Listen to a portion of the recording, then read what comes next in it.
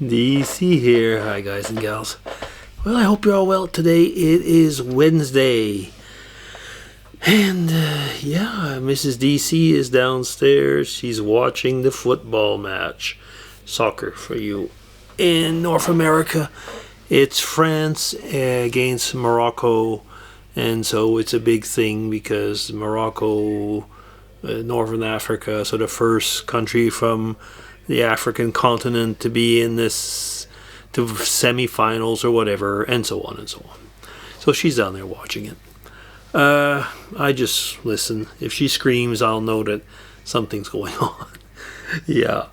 I saw a video earlier about, it was the Vlogmas. I'm not doing it, but Dave Nicholson is, and his prompt today had been about Christmas presents, something like that. The Christmas presents, like your favorite Christmas presents that you received and times like that.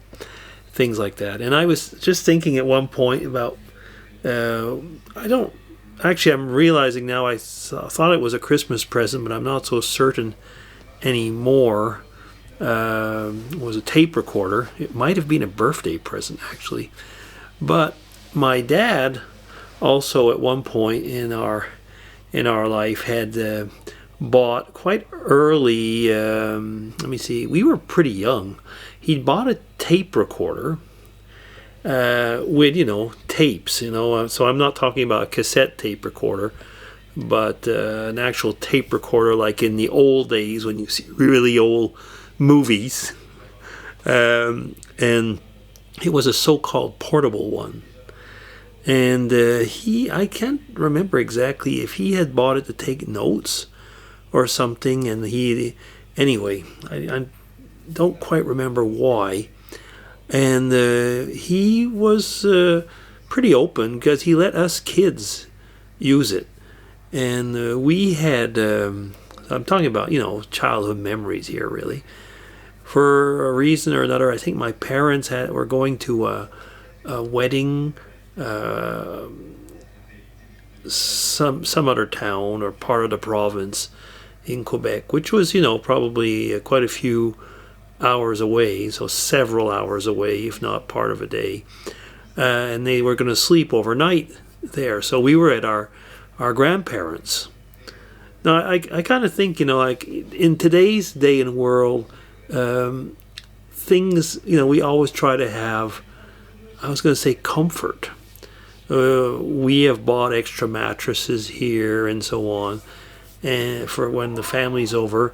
But my grandparents, they had like a couple lawn chairs, which they had probably put some type of cushions or what on it to make it a little bit more palatable for us little kids.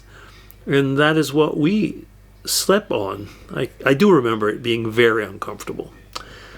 But, so there we were. And it was such a great time being with them. And we would hide, like in the afternoon, my granddad would either sit down, and I don't even know if they did have a television. So in the afternoon, he would not be watching television. He'd be watching something in the evening. And my grandmother had a soap opera. What was it called? My mom would be able to say it. It's like a soap opera that's probably still on the American channels. And she would watch that. And it's kind of funny because then she would call, and the ladies, because they were party lines. So party lines basically meant, like a group chat. Especially if they all got on at the same time. And the ladies would, get on this party line. And they would chat about the soap opera. Was it Days in Our Lives or Around the World or something like that? And my granddad, so when he would come, we call him Pa and Nanny. And when Pa would come in, he knew that we had the tape recorder. And we would be very stealth and hide. And he knew very well. So he would snore. He would make noises and snore. And we would find it so funny because we would be recording him. And we would have him snoring. Yeah. And he found it really funny because he knew very well we were doing it. My granddad, so Pa used to be able to do something that not many people can do. He could wiggle his ears.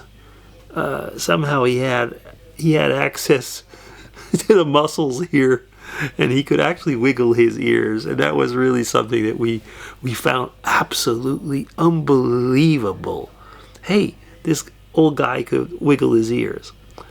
Yeah, I miss them. My grandmother died rather young, but she was such a nice person. She was, she was actually, they were very, very active in the social world then. I mean, we're talking about that for them. I'm talking about the 50s. For us, it was the really early 60s. Probably still actually, maybe 61 or something like that. 60, 61, probably 1960, probably. But my granddad was in the local lodges, and my grandmother was in the equivalent lodges. My granddad was something like the Grand Poobah, one of those things. Kind of funny because they were also in temperance leagues, which is kind of amusing, because I don't think any of their children or I was going to say I don't think anybody aside from them was part of any of these temperance leagues. Definitely not in my family, and so on. And so, but they were, there's the farm forum and stuff like that. And I was thinking, at one point, people didn't need, the internet. They didn't need Facebook and so on. I mean, they had like the church meals, they had the guilds, they had their lodges, they had the card parties that went along with it. They had the potluck suppers, and like I said before, the farm forums and so on. And they had the weekly gossip newspaper, where people would call in on the party lines and give out the gossip to a certain person, Mrs. Russell actually, and she would write things out, and it'd have to be off for a certain date. And it was really important things like Master Bernie so-and-so was at his grandmother's, for this period, and so on. And why? Because his parents went to a wedding, and it was rural community, but it was great. It really was. I really, really think about that sometimes and think like what a privileged childhood I had. Yeah, okay. Memory lane.